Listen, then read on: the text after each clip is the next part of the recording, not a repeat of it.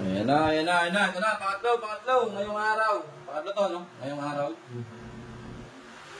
Next naman natin, Petron Sprint Scooter Oil.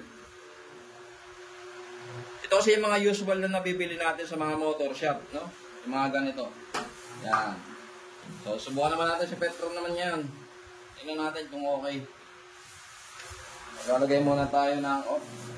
Check muna. Makinis na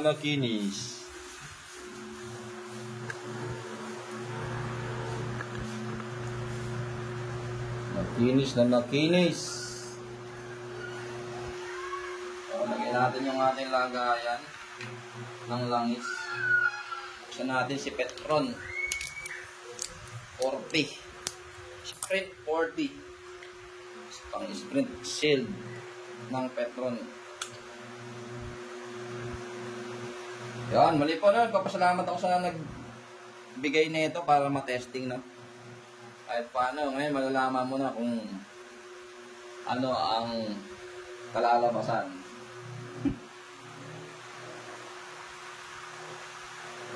Ang kalalabasan ng iyong langis.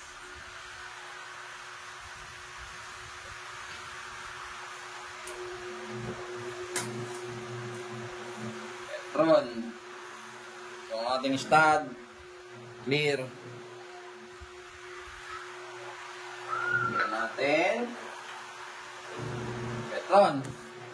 Okay? Let's go na. No? Subukan na natin. Break in. Break in pa lang. Hindi ba ano? Isa, dalawa, tatlo, apat, lima. Testing. Eh, mukhang dito pa lang may problema na yata eh. Sabi na eh. Isa. Dalawa.